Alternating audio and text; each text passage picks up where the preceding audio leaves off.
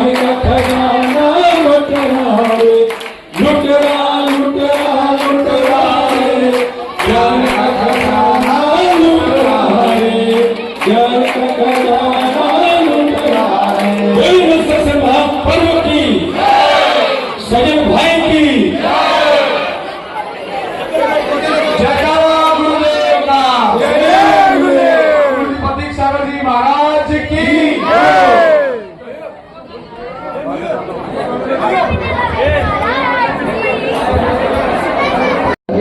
पहले जब मैं जयपुर में था तो रात भर कवि सम्मेलन सुने हैं।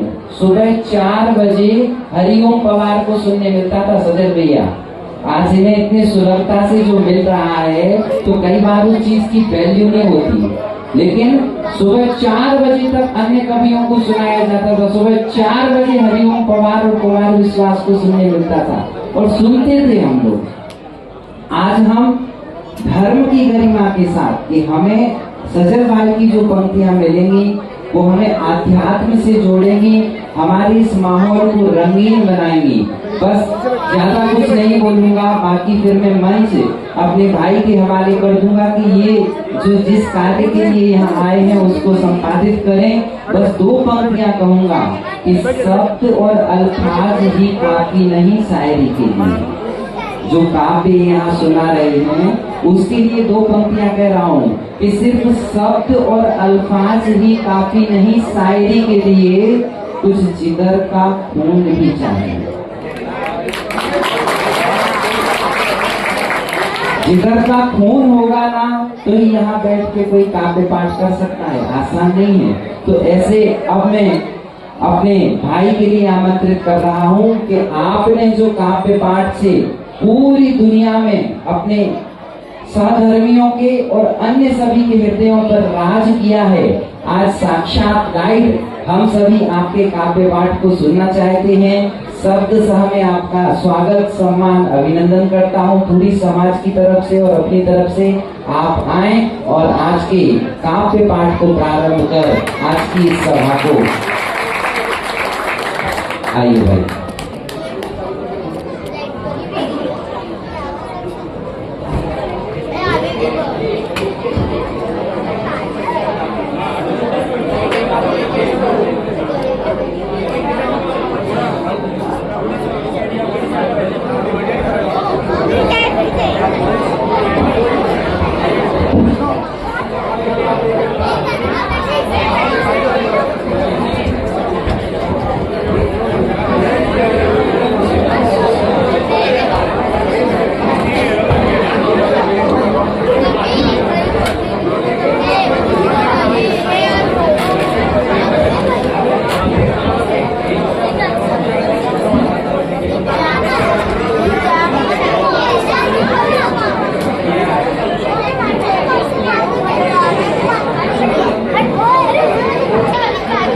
बैठ नीचे बैठ, नीचे बैठ, माँ खानू करे छोड़ दे बेटू, छोड़ छोड़ छोड़।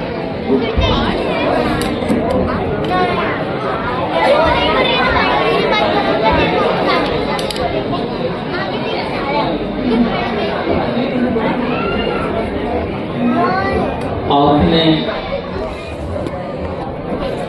थोड़ा इसका बेस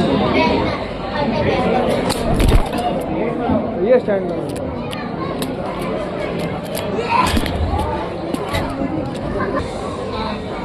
जो मेरे सम्मान में अनमोल तालियां बजाई हैं, थोड़ा आवाज सही करें।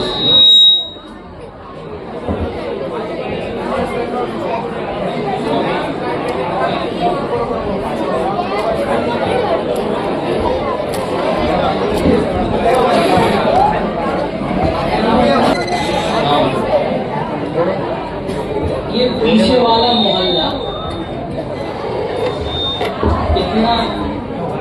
इतना हल्ला कर रहा है,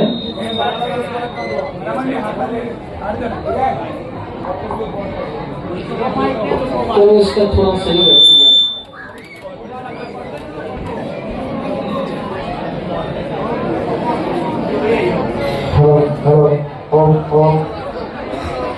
हेलो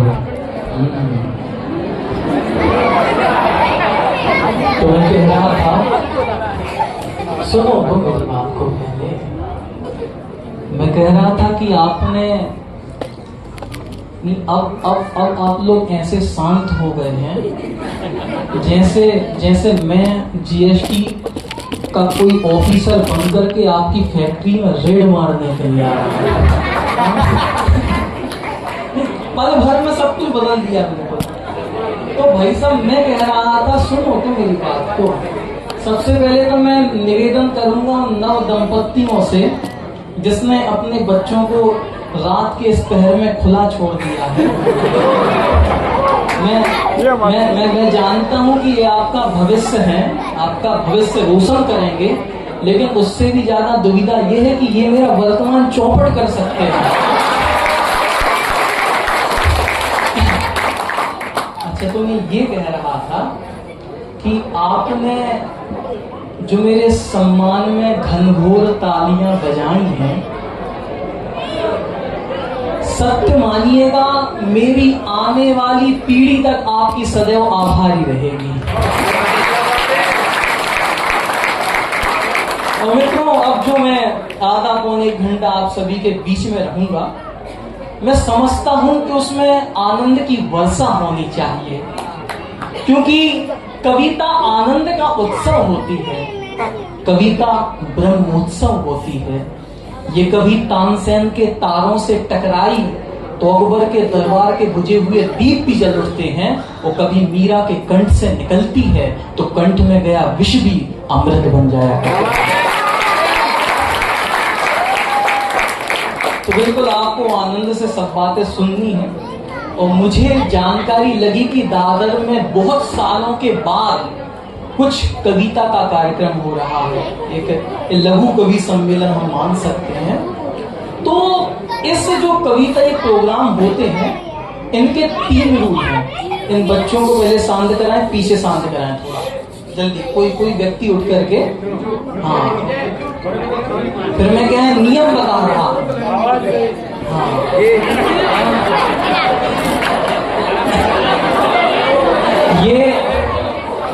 ये वही वाले भोजनशाला के कार्यकर्ता हैं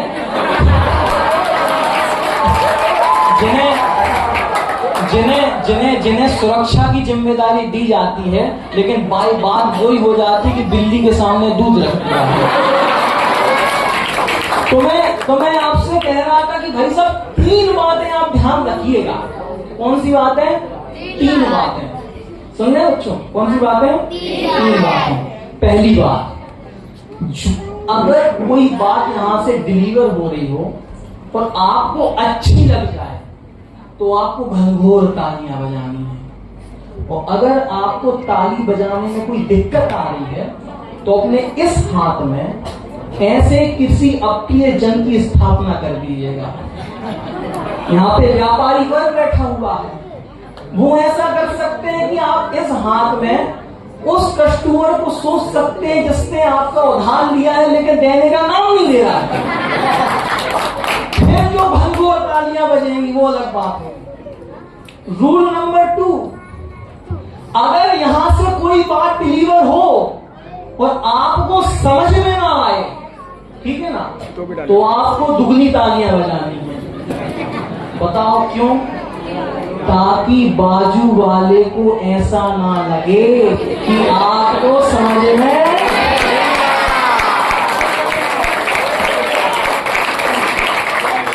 और रूल नंबर 3, इन दोनों रूल्स को कभी भी भूलना।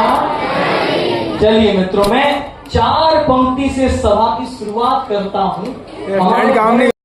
प्रभु भगवान की जयकारा, गुरुदेव का जयकारा। मित्रों, अभी जो मैंने जी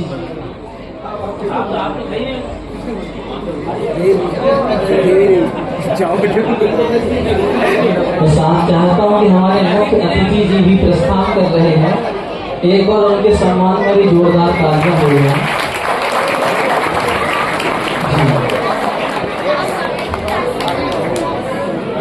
पता है आप लोगों को कि हर जगह जो दाल बनती है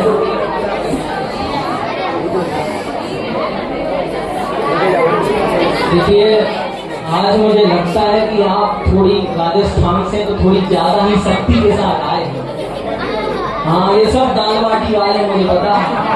हाँ, राजस्थानी आदमी अगर 5 स्टार 7 स्टार होटल में भी जाएगा, वेटर आएगा उससे भैया क्या खाना है, तो वो इटालियन मैक्सिकन सब छोड़ के कहेगा भैया दाल बाटी चूरमा मिलेगा क्या? दाल बाटी चूरमा राजस्थान, कितने कितने खुश हो रहे हैं। राजस्थानी है ना।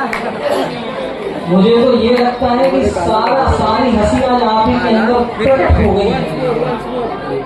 तो मैं तब भी आप सभी का बड़ा आदर करता हूँ, क्योंकि इस भीड़ में आज न जाने कितने लोग होंगे जो गीतासन पर होंगे, न जाने कितने लोग होंगे जो उपवास पे होंगे, और न जाने कितने ऐसे लोग होंगे जिनके 5-5 दिन के 4-4 दिन के उपवास आज हो चुके होंगे। लेकिन उसके बाद भी अगर आप में ये शक्ति है, आप में ये सामर्थ्य है, तो मैं कहना चाहता हूँ कि दुनिया वालों देख लो, जैनों का त्योहार पर्यूषण आ रहा है। तो मैंने अभी कविता के प्रारंभ में, मंदिर कविता के प्रारंभ में मुनि श्री प्रतीक सागर महाराज को याद किया, तो सबके चेहरे खिले उठे। मित्रों, आपके पुणे के ही समीप एक और तीर्थ है, बड़ा ध्यान से सुनिएगा, क्योंकि अब मैं उस परंपरा की ओर आपको ले जा रहा हूं जिस परंपरा के नायक ने दिल्ली के लाल किले पे खड़े होकर के कहा था कि दिगंबर धर्म सदैव जयवंत था, है और रहेगा। एक प्रसंग सुनाता हूं मैं आपको, उसके बाद एक कविता सुनाऊंगा कि आज से लगभग बहुत सालों, 1965 की बात है। कितने की? 1965। कुंथलगिरी नामक एक क्षेत्र था। 1965 में एक साधक, एक मुनि, मैं पीछे मेरे खड़े फूफा जी मामा जी से निवेदन करूंगा कि वो अपनी पद पे आसीन हो जाएं। हाँ भैया, आप जिस जलेबी के चक्कर में घूम रहे हैं, मैं आश्वस्त करता हूं कि आप बैठ जाएं, आपका रसगुल्ला वहीं आपको पहुंचा दिया जाएगा। ठीक है? हाँ, नहीं अच्छा, क्या कह रहा भैया तू? हाँ,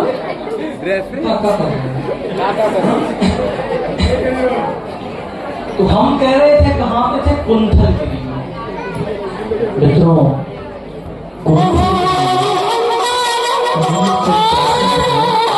एक संत की समाधि चल रही थी। आप समझ सकते हैं क्या संत की बात कर रहा हूं? ये वो संत हैं जिनके नाम से आज भी दिगंबर परंपरा चल रही है। 1965 की बात है। कुंथलगिरी में एक संत की समाधि चल रही थी। एक दिन बीतता है, 2 दिन बीतते हैं, बीतते बीतते 10 दिन बीत जाते हैं। वो संत दिन में एक बार दर्शन देने के लिए अपने उस कक्ष से बाहर आते हैं। 10 दिन बीतते हैं, 15 दिन बीतते हैं। उन संत की अब इतनी अवस्था नहीं थी कि वो बाहर आ पाए, तो उनका कमंडल उस गुफा के बाहर रख दिया जाता था। लेकिन मित्रों, विचार करिएगा, पूरे भारतवर्ष की जैन समाज उस कमंडल का दर्शन करने के लिए कुंथलगिरी जाया करती थी। बीतते बीतते 15 दिन बीत गए, 20 दिन बीत गए, 25, 33, 38 दिन बीत गए। और 38वें दिन जब उस संत ने अपना देह छोड़ा, तब इस दुनिया को बताया, जीते जी तो उसने ये बताया कि जीवन कैसे। पत्ते को आगे आ जाइए, हमारे पार्षद पुराने वाले पत्ते को आगे आ जाइए। देखिए, ये हमारे सांगनेर के यशस्वी विद्वान हैं और बड़े हमारे प्रिय हैं, और आज बड़ा हमें अच्छा लगा कि वो सुनने के लिए वो यहाँ तक आए हैं। एक बार प्रतीक भैया के लिए जोरदार तालियां समाज में।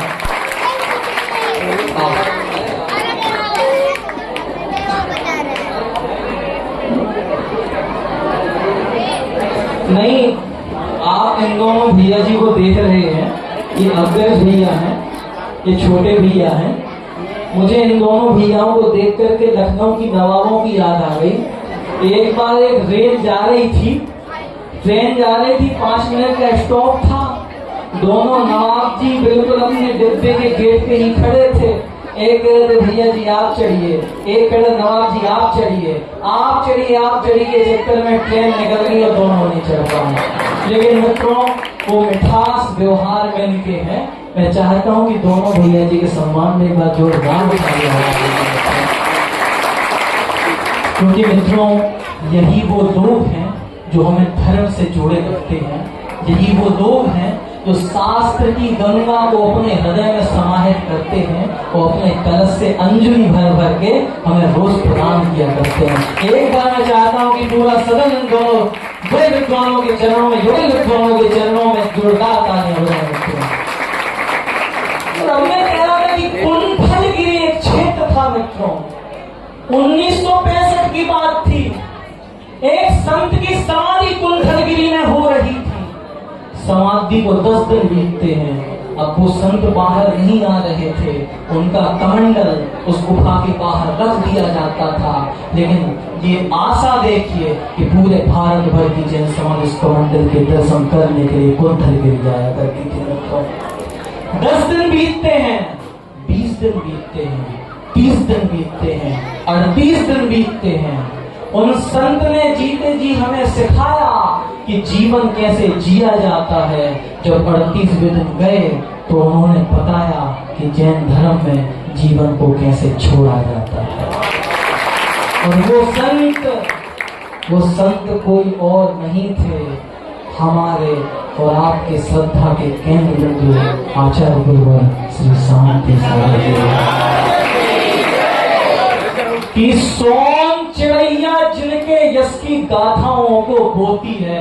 कविता प्रारंभ हो रही है। सोन चिड़ैया जिनके यश की गाथाओं को बोती है। मित्रों, जब आपका भाग्य बोलता है तो आप दुनिया के कोने कोने में बुलाए जाते हैं, लेकिन जब आपका सौभाग्य बोलता है तो आप दादर में बुलाए जाते हैं। कि सोन चिड़ैया जिनके यश की गाथाओं को होती है। चाची जी, मुझे लगता है आपका तख्त फिर से आप में आ गया है। जल का काम है, शीतल का, आप भी अपना काम करने लगती हैं। रुक जाइए, थोड़ा रुक जाइए, सुनिए मैं क्या कह रहा हूँ। क्या कह रहा हूँ? सोन चिड़ैया। मुझे ऐसा लग रहा है जैसे KG1 में वो एक टीचर नहीं रहते हैं ना, तो बच्चों को पढ़ाते हैं, बेटा बोलो सोन चिड़ैया, बेटा बोलो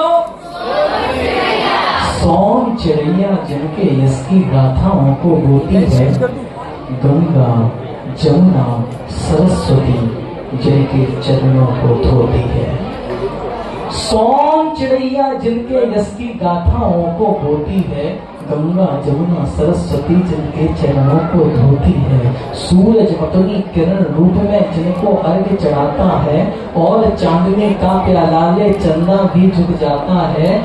जो उच्चासन पर बैठे तो हिमगिरी से भी ऊंचे हैं। आंख मूंद ले तनिक जरा सो सागर से भी गहरे हैं। अरे जिनका एक इशारा हमको वेद वाक्य से ऊपर है। महावीर के वंशज मानो पुण्य योग से ऊपर है। और बाहुबली सम महातपस्वी कभी नहीं हिलने वाले।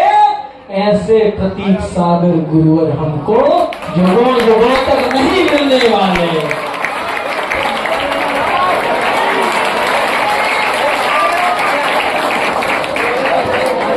ऐसे गुरुवर युगों युगों तक। लगाया आपने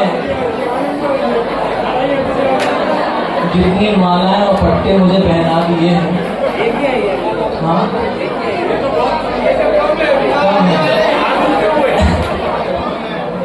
ऐसे गुरुवर युगों युगों तक हमें नहीं मिलने वाले। और मित्रों, पूछ आओ तुम हिमगिरियों से, तुमसे ऊंचा कौन है। अब मैं उनको याद करने जा रहा हूँ जो 20वीं और 21वीं, एक तो 20वीं सदी के नायक थे, और मैं उनको याद करने जा रहा हूँ जो 21वीं सदी के नायक थे।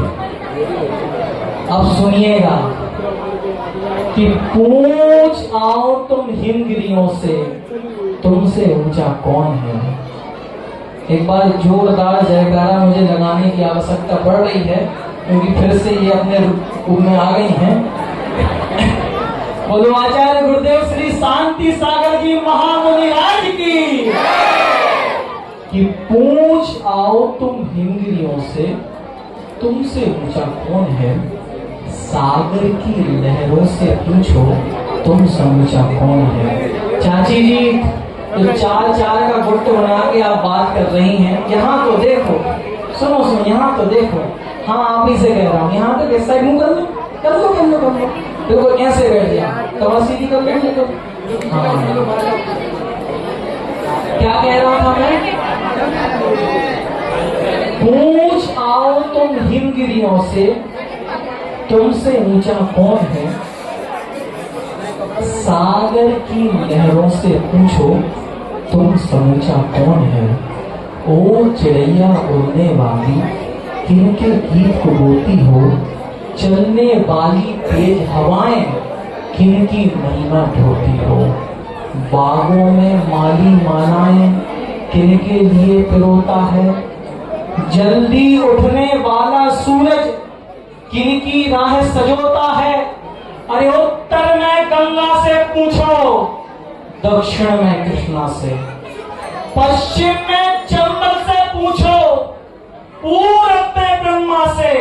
और अटक से लेके कटक तक पूछो, कश्मीर से कन्या तक पूछो। हिंद महासागर से पूछो, कंचनजंगा तक। और घूम आओ तुम ये जग सारा, फिर तुमको ये मुकाम मिलेगा कि इस दुनिया में सबसे ऊंचा विद्यासागर नाम मिलेगा।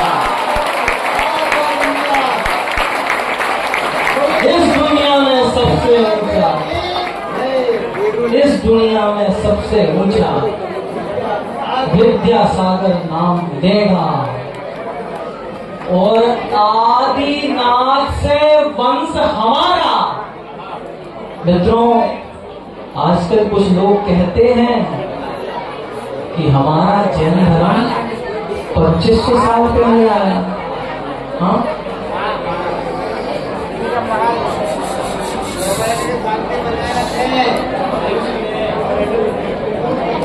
कृपया करके शांति बनाए रखें, कवि का आनंद लीजिए।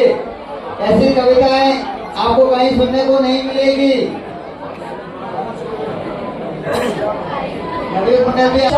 और इसी लहू की लेखों का यही भाव उच्चारा है। गर्व हमें है, हम जैनी हैं, क्षत्रिय वंश। लेकिन मित्रों, ऐसा क्या हुआ कि हम कभी इतिहास में इतने बड़े थे। मैं अब समाज के बिल्कुल कोमल अंग पे बात करना चाहता हूँ कि हमारा इतिहास इतना बड़ा था। कभी सुनते हैं कर्नाटक में सुनते हैं कि 97% हम थे। तमिलनाडु में हर जगह हम थे। लेकिन ऐसा क्या हुआ कि आज 0.45% बचे हैं। कितने से बचे हैं।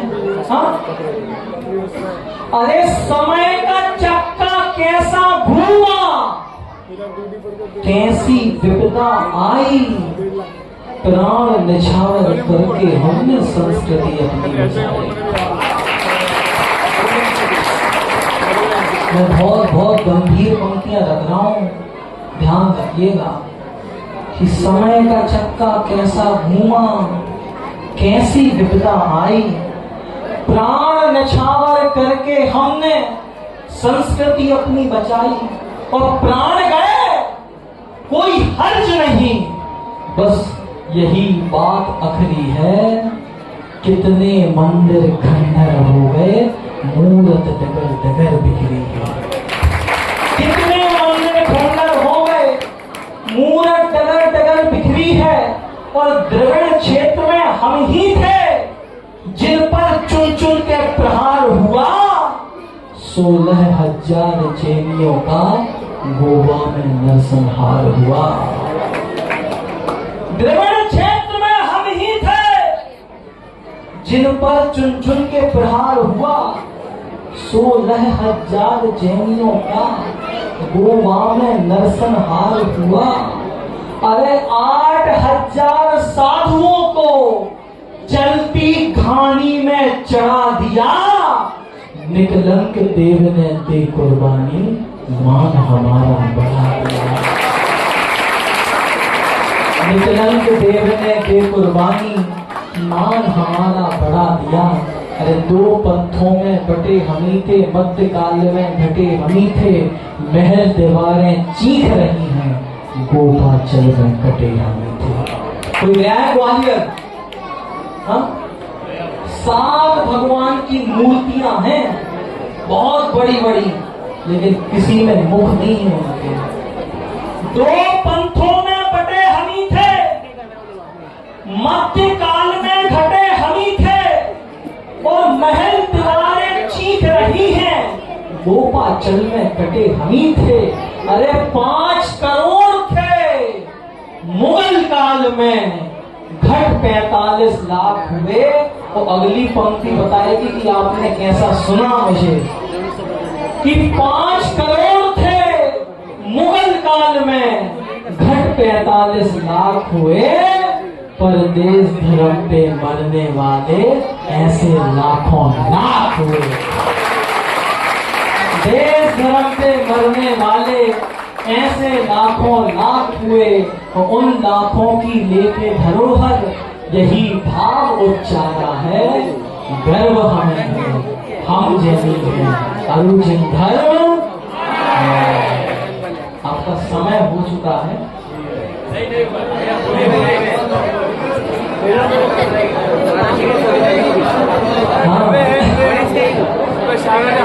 अच्छा, मुझे ये बताओ, अभी अगर आपको और सुनना है तो बताओ, ऐसे नहीं। मैं कविता और सुनाना आपको सुना सकता हूँ, लेकिन मुझे बताएं कि आप सुनने के बाद तो मैं कभी सुनाऊंगा। अरे नहीं, पीछे वाले जी, अच्छा एक बार हाथ ऊंचा करके बताओ कौन कौन और सुनना चाहता है। पीछे वाले साथ बैठे हैं भैया, पीछे का मोहल्ला। तो मैं एक आपके बिल्कुल अंत की कविता सुनाए देता हूँ, और जो जानने वाले हैं वो थोड़ा लास्ट तक वो साइड हो जाओ, क्योंकि अब मैं वो कविता सुना रहा हूँ जो अमूमन मैं हर जगह पे सुनाता नहीं हूँ। जी, लेंस सेट कर, वाइड लेंस है, या वाइड लेंस चेंज कर देंगे। कर लो छोटी वाली आती है, बड़े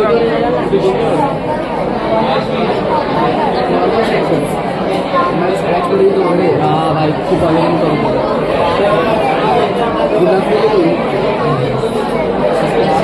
अच्छा, भी मुझे ये बताओ कि अभी भगवान नैमीनाथ का हमने निर्वाण महोत्सव बनाया, कौन कौन व्यक्ति गिरनार जी गए थे? अच्छा, महिला वर्ग में भी गई थी। और आप उस मोहल्ले से जिस मोहल्ले बात कर रहा है, आपकी शक्ति को प्रणाम है, लेकिन वो उस समय तो सही जगह शक्ति लग गई थी, आज वो गलत जगह लग रही है।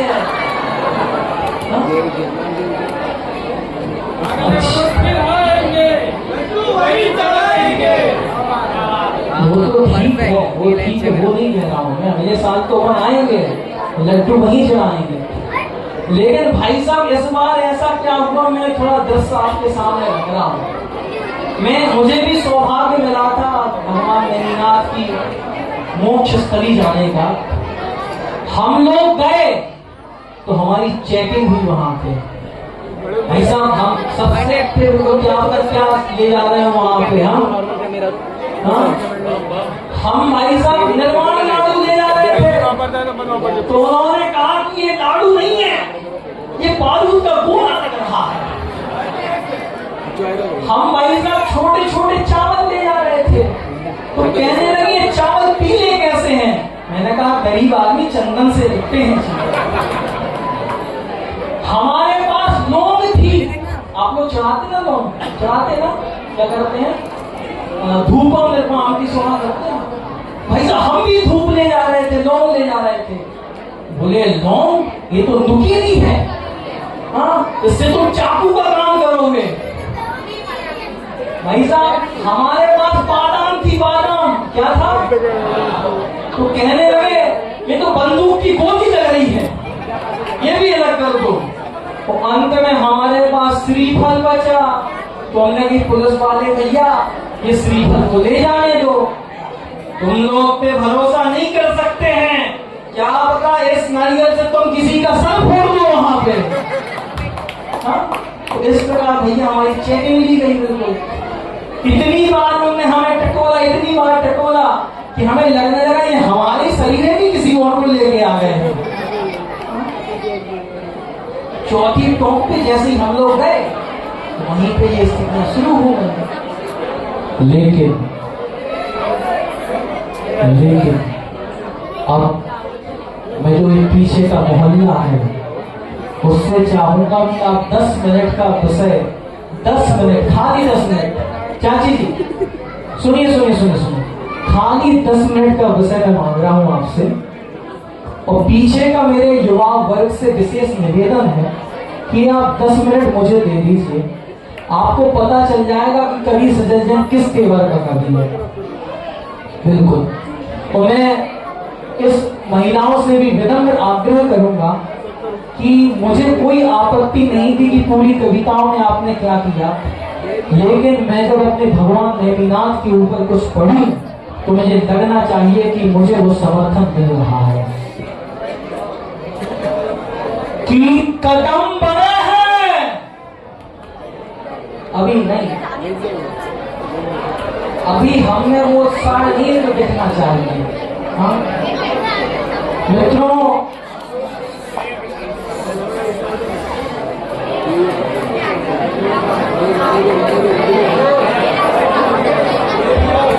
अगर भैया कैमरा में बैठ जाओ, हम लोगों ने जिन सरकारों को लिखा वो तक बैठ गई, तो आप भी बैठ जाइए बिल्कुल। और 10 मिनट बिल्कुल कीप साइलेंट हो जाइए, बिल्कुल साइलेंट हो जाओ। 10 मिनट बस मांग रहा हूं आपसे, शुरू की 2 पंक्तियां बस सुन लीजिए आप। और अगर आपके प्रति, उनके प्रति आप में भक्ति होगी और मेरी कविता में शक्ति होगी तो यहाँ प्रोग्राम मच जाएगा। बोलिए देवादिदेव श्री देवीनाथ भगवान की। कदम बढ़े हैं तो यह समझो ये बढ़ते ही जाएंगे, कदम बढ़े हैं तो यह समझो ये बढ़ते ही जाएंगे, वो तलवारें लहराएंगे, हम जय जय नेमी गाएंगे।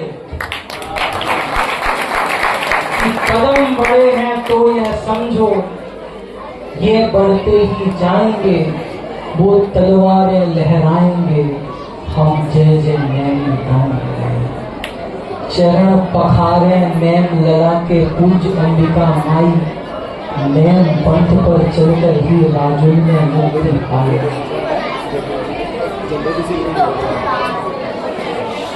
चाची जी, दीदी दीदी दीदी, ओ दीदी, क्या बोल रहा हूँ मैं? बार बार भैया जी को बोलना पड़ रहा है, प्लीज शांति बनाए रखिए। 10 मिनट और। वो तो दादा के युवाओं का प्रेम है, इसलिए मैं इतना, क्योंकि आप पहली बार भी हो रहा है कभी सम्मेलन, सही बात है ना, पहली बार हो रहा है, तो वो अभी सुनने की बहुत झिझक भी है, इसलिए मैं इतना कोऑपरेट कर रहा हूँ। ये तो मेरे पहले के आयोजकों से पूछना कि कदम बढ़े हैं। और मित्रों विश्वास मानिएगा, मैं अतिशयोक्ति में नहीं कह रहा हूं, कई कई लोग थे जो इस कविता को सुनकर के गिरनार जी में वहां खड़े हो गए थे मित्रों। कि कदम बढ़े हैं तो यह समझो ये बढ़ते ही जाएंगे, वो तलवारें लहराएंगे, हम जय जय नैन गाएंगे। चरण पखारे नेम लगा के पूज अंबिका माई, नेम पंथ पर चलकर ही राजुल ने मुक्ति पाई। अरे नेमिनाथ इतिहास पुरुष हैं, धर्म तीर्थ अधिनायक हैं, धम्म चक्र के प्रतिपादक हैं, धर्म ध्वजा के धारक हैं। और चक्र भी जिनका करे प्रदक्षिण और चरणों में आ जाए, नेम बही जिनके सम्मुख शशि मंडल भी ठहरा जाए। और नेमिनाथ अतुलित बल धीरा, कौन है नेमिनाथ? नेमिनाथ अतुलित बल धीरा, श्रवण धरा नायक है।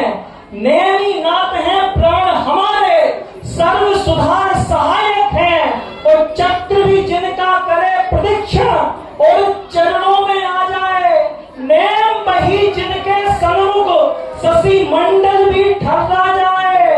और नेमिनाथ कोई आम नहीं है, बाविस्माती थंगर है। नेमिनाथ कोई आम नहीं है, बाविस्माती थंगर है। और मित्रों, बात चली कि गिरनार क्या है हमारे लिए, हाँ? जैनियों के लिए गिरनार क्या है, हाँ? मुझे बताओ कि जब गिरनार जी पर हम जाते तो हमें कैसा लगता है, हाँ? अच्छा लगता है ना? और लेकिन जब पहली टोंक से आगे बढ़ते हैं तब कैसा लगता है, हाँ? एक जमाने में हमारा सब कुछ था, लेकिन आज हम कितने सिमट के रह गए हैं मित्रों, हाँ? नेमी का गिरनार सलोना, जैनों का आभूषण है, हिमालयों सी ऊंचाई है और जगत का भूषण है। राजन कुमार पाल का मन गिरनार गढ़ी पे सोहे, संप्रति राजा का देरासर सबका मन है मोहे। वस्तुपाल और तेजपाल की वास्तुकला निकली है, हेमचंद मंदिर में विराजी मूरत बड़ी घनी है। और प्रथम टूक पे नेम प्रभु के मंदिर बड़े बने हैं, और टॉप 5वीं पे नेमी के चरण चिन्ह उभरे हैं। टॉप 5वीं, तालियां कम है आपकी, बताइएगा पंक्तियों पे कि टॉप 5वीं पे नेमी के चरण चिन्ह उतरे हैं। शंभु कोण अनिरुद्ध लगाने यहीं से मुक्ति पाई, श्री कृष्ण के लाल प्रदुमन यही हुए जिनराई। श्री कृष्ण के लाल प्रदुमन यही हुए जिनराई। और गिरिराज के सहसा वन में नेम प्रभु आए थे, सहसा वन में ध्यान लगा के ज्ञान लब्धि पाए थे। और यही भूमि वो जिसपे आकर ध्यान हृदय में आया, टॉप 5वीं से नेमी ने मोक्ष महासुख पाया। और उन नेमी का नाम मिटाने चली है अनपढ़ टोली, निष्ठा भरा दिमाग में जिनके, मुंह में काली बोली, पर जो लिखा गया हो तपबल से वो कभी नहीं मिटता है। फूल पत्तियां ढकने से इतिहास नहीं छिपता है। और चरण वहां थे, चरण वहां है, कल भी वहां रहेंगे। और नेम प्रभु के कदम में जयकारे सदा लगेंगे। बहुत बहुत शुक्रिया।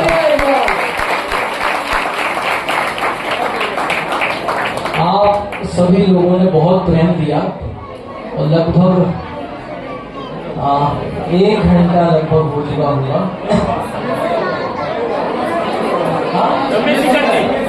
समय से रखिए, एक और कविता सुनिए। देखो वैसे मुझे इतने लिफाफे में इतना ही पैकेज आता है। ठीक है, एक कविता और सुन लीजिए लगभग। हाँ, कि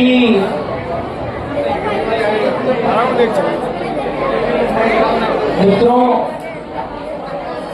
सागर जिसका 3 दिशा से पद प्रक्षालन करता हो। हाँ, अब राजस्थानी खून जगना चाहिए, अब दाल बाटी चूरमा की बात आनी चाहिए। मुझे लग रहा है आपका धैर्य अब बोल रहा है, लेकिन मैं चाहता हूं कि इस कविता में आपकी बात लिखनी चाहिए कि सागर जिसका 3 दिशा से पथ प्रक्षालन करता हो, जिस भूमि का रक्षा वर्धन स्वयं हिमालय करता है, धवल चांदनी अपना अमृत स्वयं जहां झलकाती हो, और प्रकृति प्राण यौवना बनकर रास रचाती हो, और जिस भूमि पर स्वयं देवता कंकड़ पत्थर में रहते हैं, उस भूमि को हम सब अपनी भारत माता कहते हैं। जिस भूमि ने सभ्यताओं के नए प्रतिमान गढ़े, जिसकी चूनर धानी में इतिहासों के सम्मान गढ़े, जहां सैंकड़ों ने बाबों तक उन्नतम व्यापार किया, आर्यजनों ने जिस भूमि पर यज्ञ कुल व्यवहार किया, जहां श्रवण धारा की बगिया युगों युगों तक खूब खिली, वैदिक यज्ञ वेद पर अग्नि दृढ़ संविदा से खूब जली, नालंदा से तक्षशिला तक सकल विश्व को ज्ञान दिया, और महर्षि पतंजलि ने वेद सूत्र का ज्ञान दिया, और महर्षि पतंजलि ने वेद सूत्र का दान दिया, और गायत्री से लेकर जिसने णोकार सा मंत्र दिया, सकल विश्व को जिसने पहला वैशाली गणतंत्र दिया। वो अंतरिक्ष का गगनयान हम सबका दुलारा है, सिंधु से बर्मा तक फैला हिंदुस्तान, सिंधु से बर्मा तक फैला हिंदुस्तान। तो हम कौन हैं? हाँ? शेरों के जबड़े खोल खोल कर गिनती हमने सीखी है,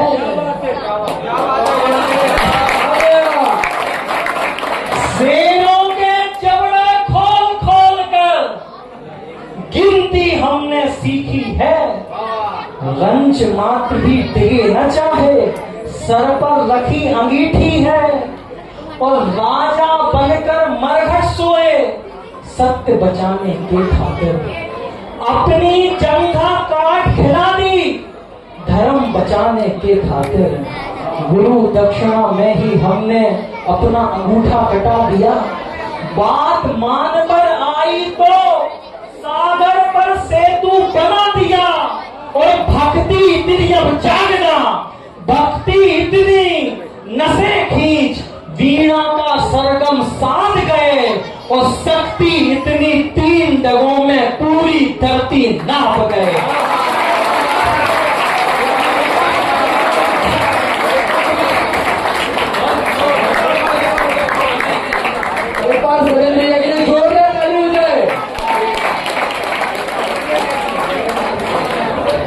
भक्ति इतनी नसें खींच वीणा का सरगम साध गए, उस शक्ति इतनी 3 डगों में पूरी धरती नाप गए, पूरी धरती नाप गए। और हम ही थे जिनके आगे, अब अगली पंक्ति में कोहराम करते हुए मैं बंद कर दूंगा, बैठ जाऊंगा मैं। अरे सुनो तो मेरी बात को, अगर कोहराम नहीं किया तो बैठूंगा। कि हम ही थे जिनके आगे अच्छे अच्छे चौंक गए, और विश्व विजेता महासिकंदर नाक रगड़ के लौट गए।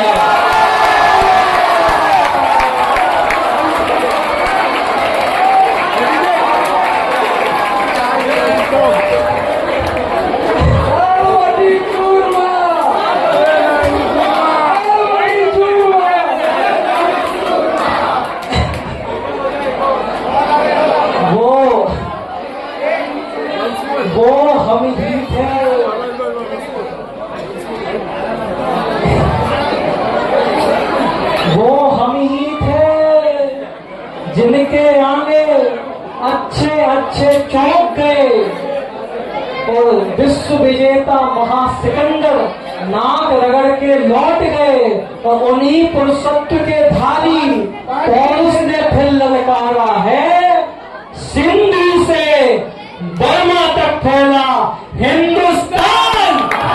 बहुत बहुत बहुत आवाज आ रहा है, बहुत बहुत आवाज, बहुत बहुत बहुत बहुत सल्यूट करता हूँ आपको।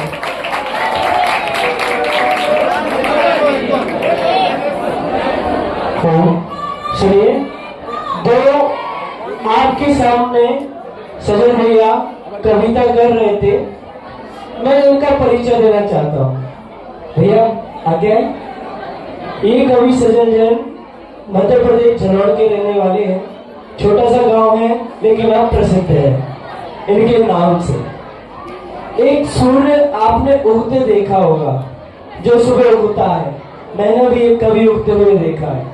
ये आप अगर बोले ना, जैसे आप मुझे भैया जी बोलते हैं ना, ये एक शास्त्रीय विद्वान है, शास्त्रों के पठन करता है।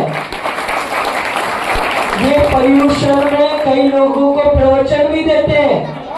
इस बार काव्य पाठ कर रहे हैं।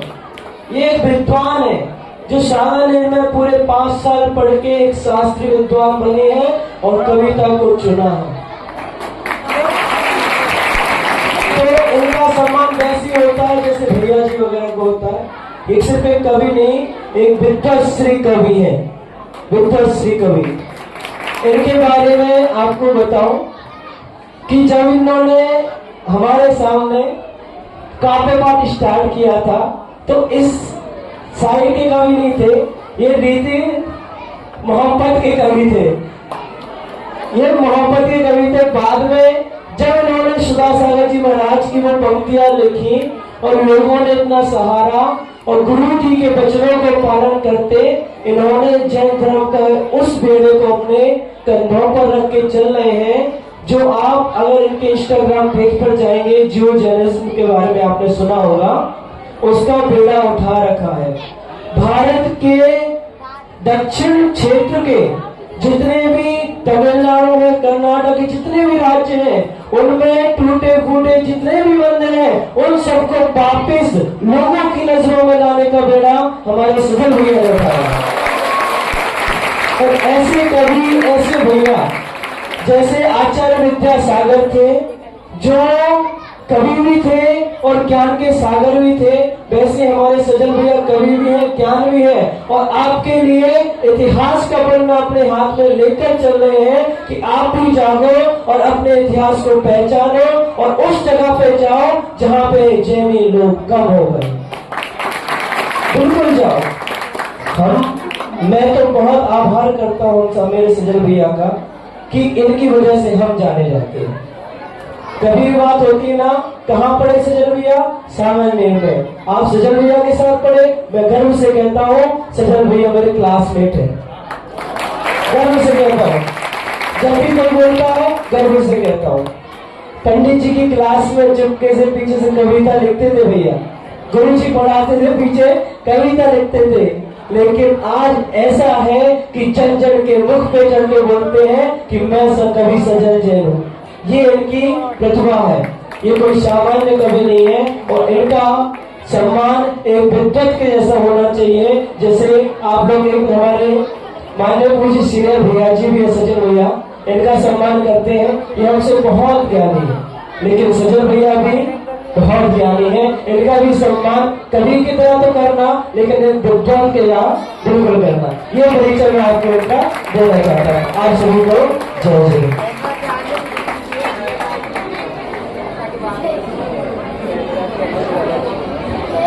बस चलिए, आज का कवि सम्मेलन यहाँ तक था।